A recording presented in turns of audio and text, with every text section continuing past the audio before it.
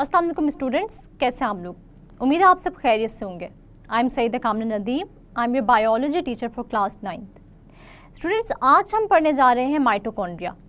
Mitochondria की detail पढ़ने के लिए हम चलते हैं वाइट बोर्ड की तरफ। स्टूडेंट्स, आज हम पढ़ने जा रहे हैं एक और सेल ऑर्गेनेल जो कि है माइटोकॉन्ड्रिया।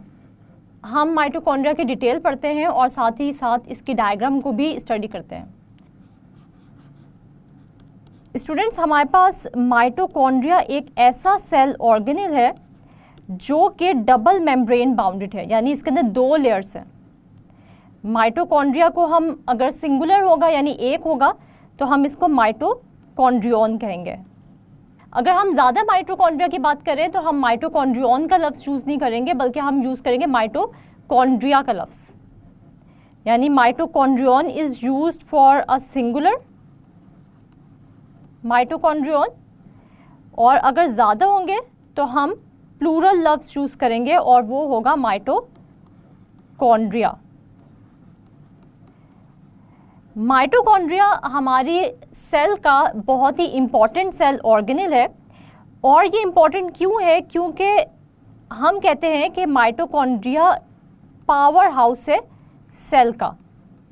और ये पावर हाउस क्यों है सेल का, ये हम आगे जाके स्टडी करेंगे।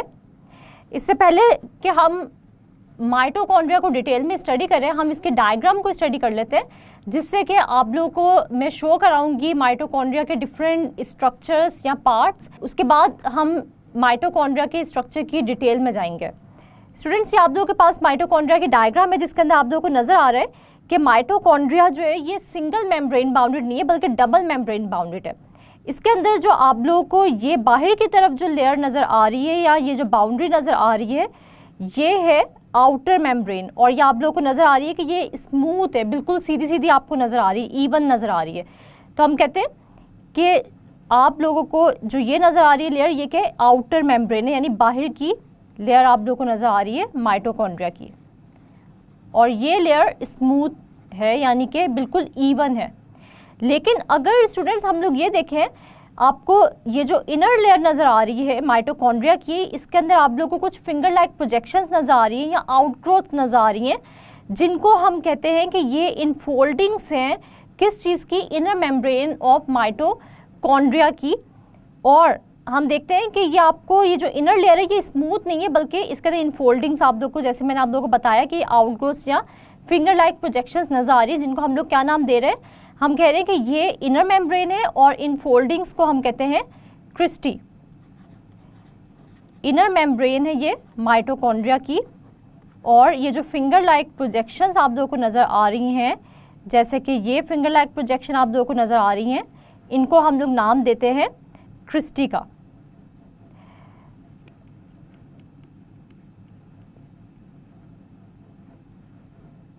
तो हम ये कह सकते हैं कि अगर हम माइटोकॉन्ड्रिया की बात करें तो mitochondria double membrane bounded structure है और इसकी आउटर लेयर स्मूथ है, इनर लेयर जो है वो इनफोल्डिंग्स बना रही है, जिनको हम लोग क्रिस्टी का नाम दे रहे हैं।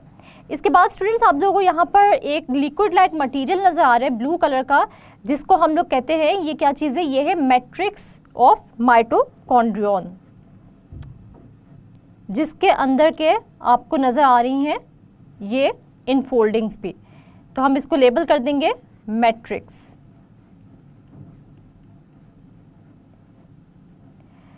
स्टूडेंट्स, ये डायग्राम आप लोगों को माइटोकॉन्ड्रियन की नज़र आ रही है, जिसको मैंने आप लोगों को एक्सप्लेन किया कि ये इनर लेयर है। ब्राउन कलर की जो बाहर की तरफ लेयर है जो स्मूथ है बिल्कुल, वो है आउटर लेयर ऑफ माइटोकॉन्ड्रियन। ये इनफोल्डिंग्स जो आप लोगों को नज़र आ रही हैं, ये इनफोल्डिंग्स है क्रिस्टी।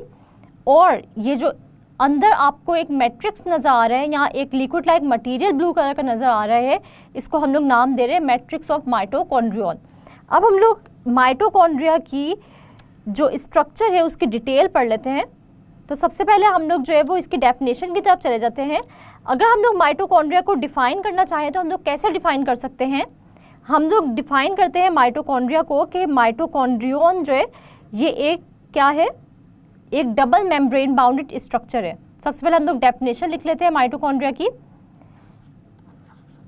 आप लोग हेडिंग देंगे डेफिनेशन की, और इसकी डेफिनेशन में आप लोग लिखेंगे कि ये एक डबल मेम्ब्रेन बाउंडेड स्ट्रक्चर है।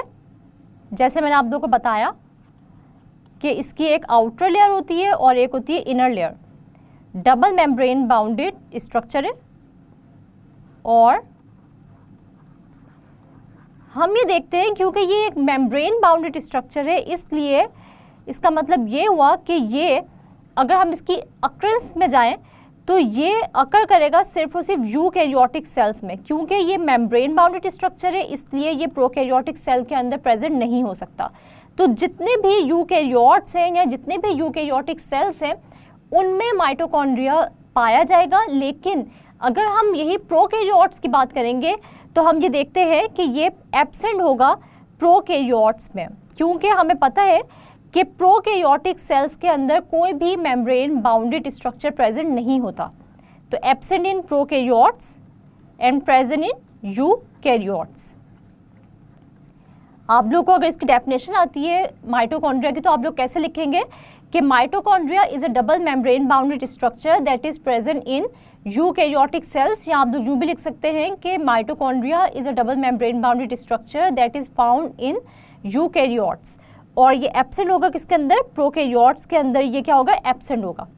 इसके बाद स्टूडेंट्स हम लोग ये देखते हैं कि माइटोकॉन्ड्रिया का स्ट्रक्चर क्या है और इसका रोल क्या होता है।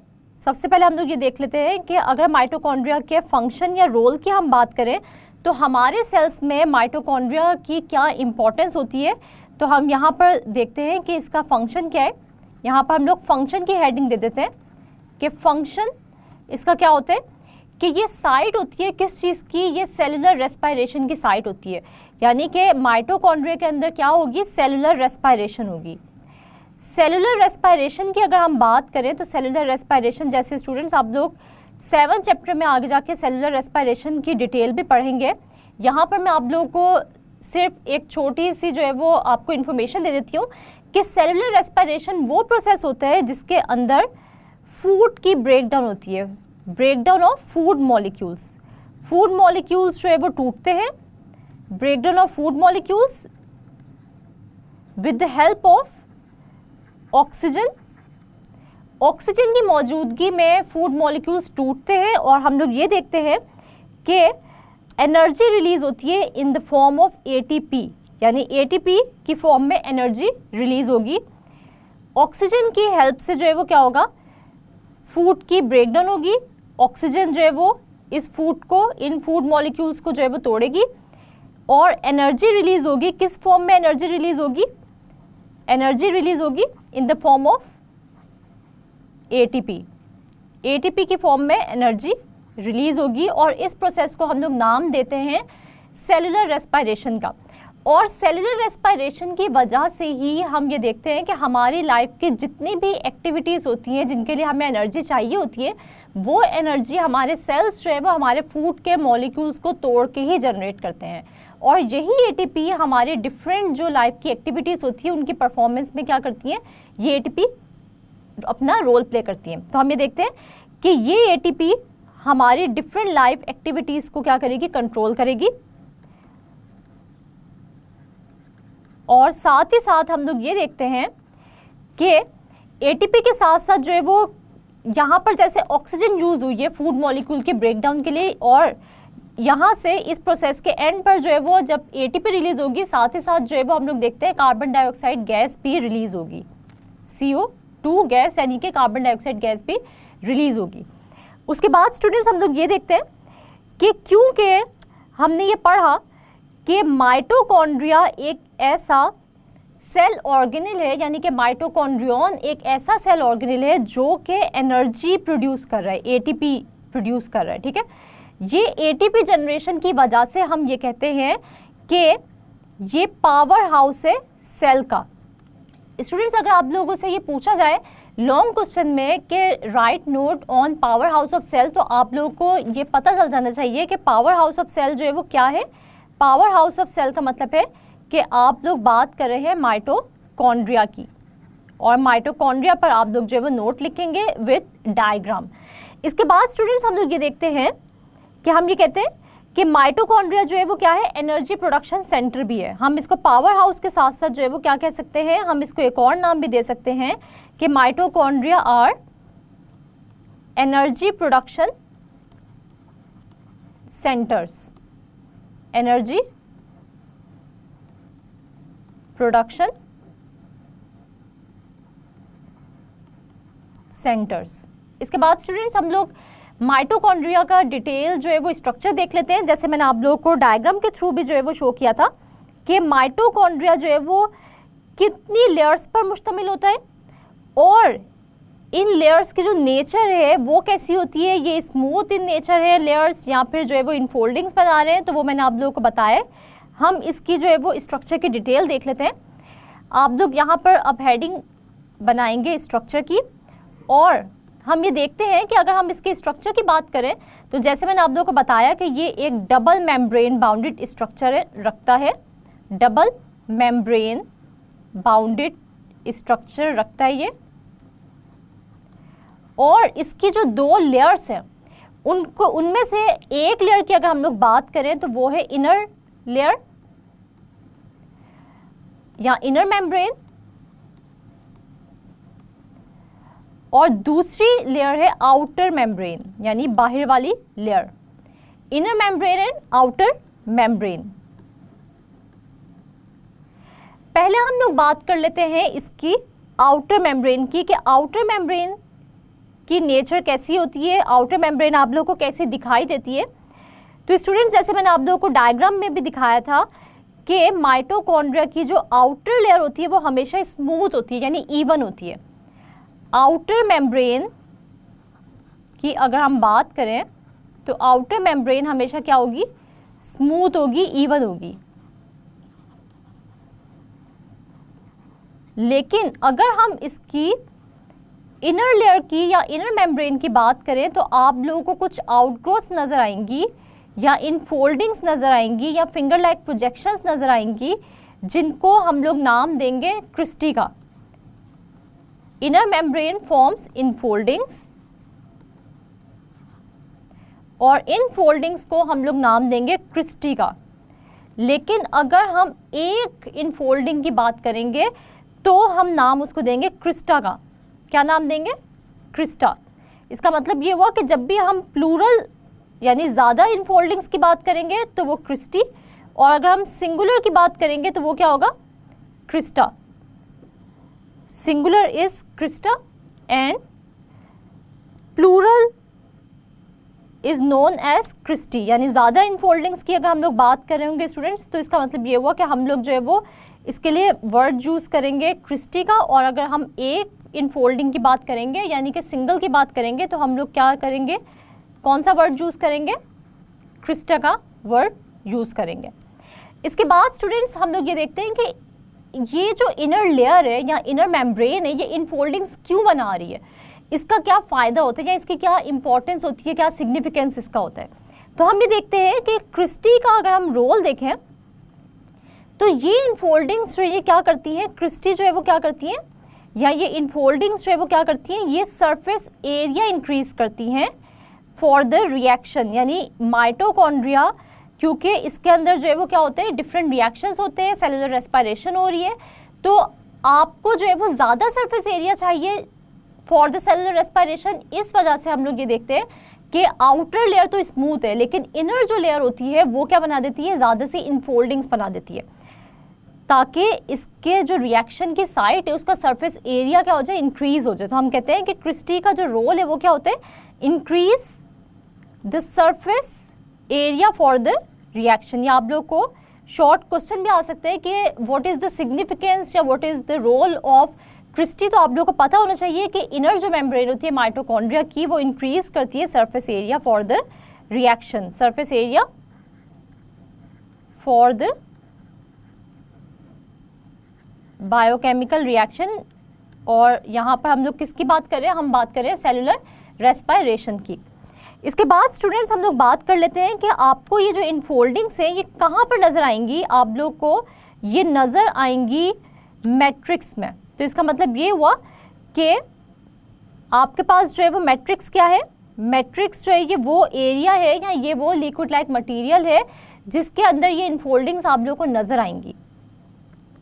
तो हम लोग जो है वो क्या कहते हैं कि इनर माइटोकॉन्ड्रियल जो मैट्रिक्स है इसमें आप लोग को जो क्रिस्टी है वो नजर आएंगी। अब हम लोग हेडिंग दे देते हैं मैट्रिक्स की। तो हम ये देखते हैं कि क्रिस्टी आप लोग को नजर आ रहे हैं किसके अंदर, एक मैट्रिक्स में। Cristae are present in inner mitochondrial matrix.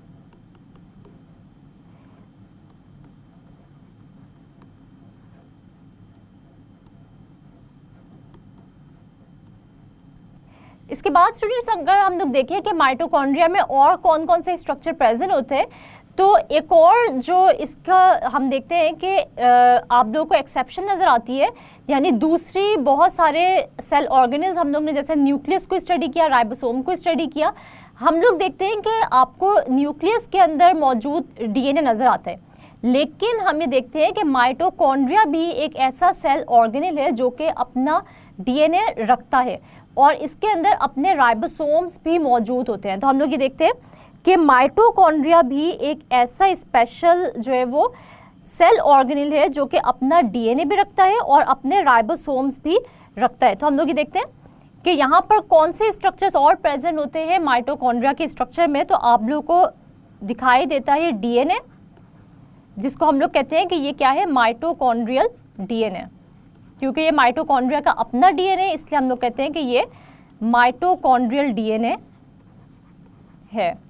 इसके अलावा आप लोगों को माइटोकॉन्ड्रिया में राइबोसोम्स भी नज़र आएंगे और राइबोसोम्स जो आप लोगों को नज़र आएंगे, ये राइबोसोम्स जो है वो कैसे होंगे, इनका साइज़ क्या होगा। तो हम लोग ये देखते हैं कि स्टूडेंट्स अगर हम लोग इसके माइटोकॉन्ड्रिया के राइबोसोम्स की बात करें तो राइबोसोम्स और माइटोकॉन्ड्रिया जो होते हैं ये सिमिलर होते हैं, मोर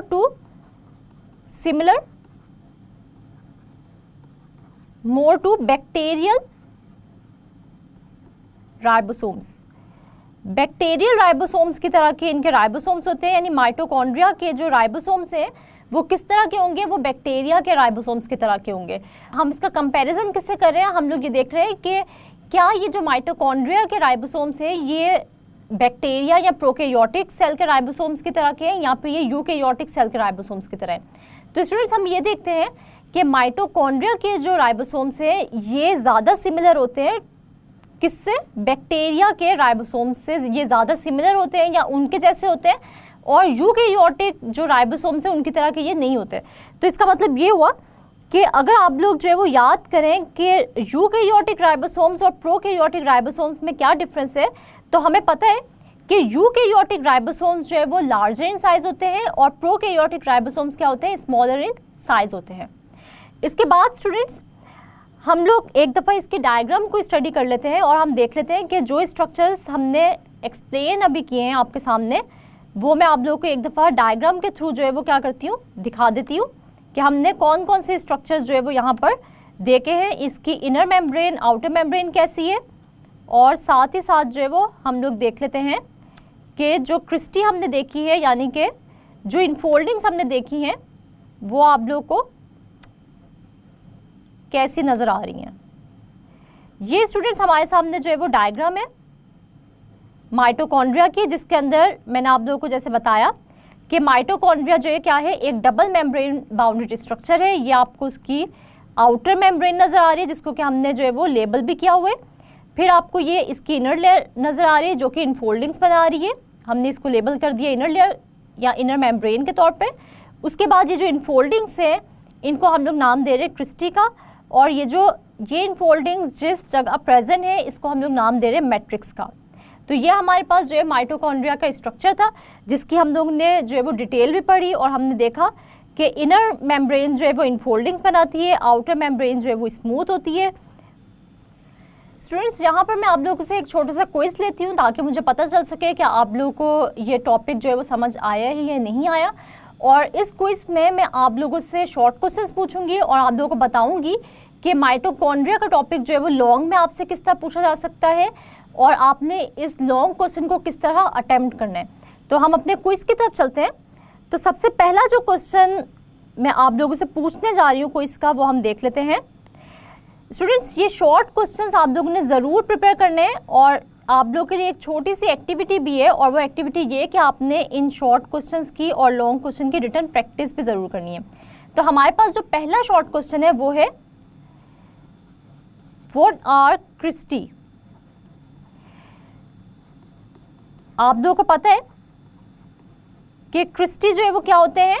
क्रिस्टी ऐसे स्ट्रक्चर्स होते हैं जो कि इनर मेम्ब्रेन से बने होते हैं। Inner membrane of mitochondria form infoldings, और इन इनफोल्डिंग्स को हम लोग नाम देते हैं क्रिस्टी का। अगर आप लोगों से कोई ये पूछे कि क्रिस्टा क्या होता है, तो आप लोगों को पता होना चाहिए कि क्रिस्टा जो है वो, अगर हम सिर्फ और सिर्फ एक इनफोल्डिंग की बात करें तो वो क्रिस्टा होगा, और अगर जो है वो हम लोग ज़्यादा इनफोल्डिंग्स की बात कर रहे हैं तो वो क्रिस्टी होगी। तो इसका मतलब ये हुआ कि ऐसी infoldings inner membrane of mitochondria की जो कि आप लोग को फिंगर लाइक प्रोजेक्शंस के तौर पे नज़र आ रही हैं, इनको हम लोग कहते हैं, इनको हम लोग क्या कहते हैं? क्रिस्टी का नाम देते हैं। इसके बाद स्टूडेंट्स हमारे पास जो नेक्स्ट क्वेश्चन है माइटोकॉन्ड्रिया से, वो क्या है? Matrix. Define matrix of mitochondria. Define matrix of mitochondria. तो आप लोगों को पता होना चाहिए कि जैसे हम लोग ने पढ़ा, तो स्टूडेंट्स आप लोगों को मैट्रिक्स का पता है। हम देखते हैं कि इनफोल्डिंग्स जो होती है माइटोकॉन्ड्रिया की, वो इनर माइटोकॉन्ड्रियल मैट्रिक्स के अंदर प्रेजेंट होती हैं, और हम लोग जो है इसको कैसे डिफाइन कर सकते हैं कि इनफोल्डिंग्स या cristae of mitochondria are present in inner mitochondrial matrix. ठीक है, ये आप लोगों को जो है वो नज़र भी आ रहे हैं, जैसे डायग्राम में भी हमने मैट्रिक्स को जो है वो देखा। इसके बाद स्टूडेंट्स हम लोग ये देखते हैं कि यहाँ से जो है वो आपसे और कौन सा शॉर्ट क्वेश्चन जो है वो पूछा जा सकता है। तो हमारे पास जो थर्ड शॉर्ट क्वेश्चन है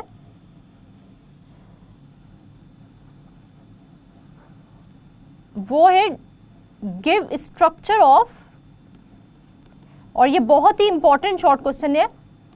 ये आप लोग को, जब आप लोग जो है पास पेपर्स उठा के देखेंगे तो आप लोग को ये क्वेश्चन नज़र भी आएगा, गिव स्ट्रक्चर ऑफ माइटोकॉन्ड्रिया। और इसके अंदर आप लोग जो है वो बताएंगे कि माइटोकॉन्ड्रिया का स्ट्रक्चर कैसा होता है, कि माइटोकॉन्ड्रिया के अंदर जो है वो क्या होती है? दो मेम्ब्रेन्स होती हैं, इनर मेम्ब्रेन और आउटर मेम्ब्रेन।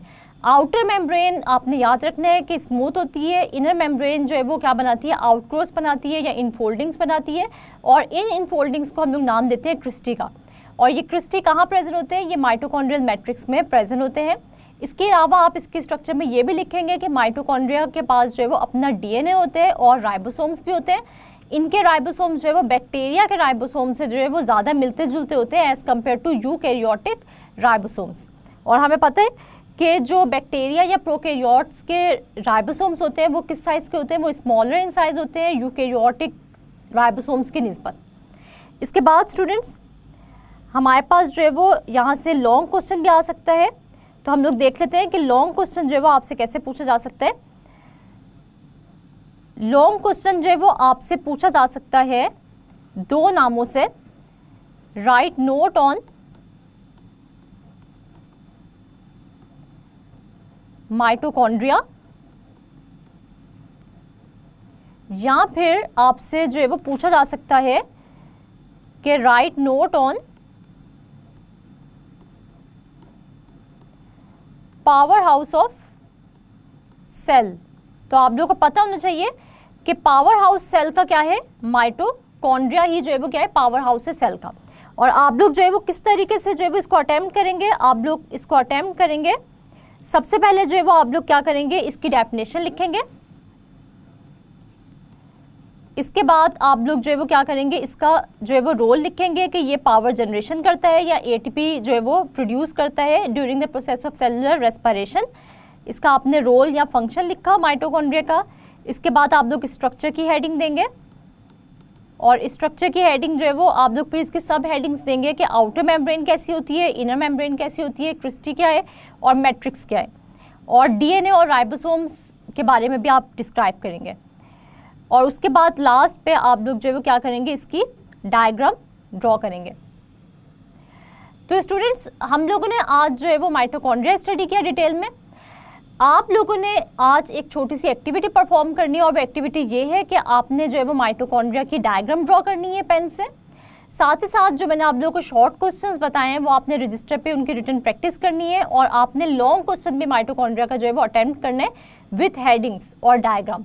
तो आप लोग की ये छोटी सी एक्टिविटी है, और ये एक्टिविटी मैंने आप लोगों को इसलिए दी है ताकि आप लोग की जो है वो रिटन प्रैक्टिस होती जाए, और साथ ही साथ जो है वो एग्जाम्स की प्रेपरेशन भी आप लोग की होती जाए। इस तरह आप लोग जब भी जो है वो किसी भी लेक्चर को सुने और जो आप लोग को एक्टिविटी दी जाए आप उसको ज़रूर परफॉर्म करें, ताकि आगे जाकर एग्ज़ाम की प्रेपरेशन में आप लोग को बिल्कुल भी किसी किस्म की डिफ़िकल्टी का सामना ना करना पड़े। जी स्टूडेंट्स, तो आज हमने डिटेल में स्टडी किया माइटोकॉन्ड्रिया को। हमने देखा कि mitochondria double membrane bounded cell organelles है। इसके अलावा हमने माइटोकॉन्ड्रिया की डेफिनेशन पढ़ी, उसका स्ट्रक्चर डिटेल में स्टडी किया, और हमने माइटोकॉन्ड्रिया की डायग्राम भी ड्रॉ की। इसके बाद मैंने आप लोगों से एक छोटा सा क्विज लिया और आप लोगों को एक एक्टिविटी दी कि आपने क्विज की रिटन प्रैक्टिस करनी है। स्टूडेंट्स, मुझे उम्मीद है आज के लेक्चर की आपको अच्छे से समझ आ गई होगी। नेक्स्ट लेक्चर तक के लिए अपना बहुत ज़्यादा ख्याल रखिएगा और मुझे दुआओं में याद रखिएगा। अल्लाह हाफिज़।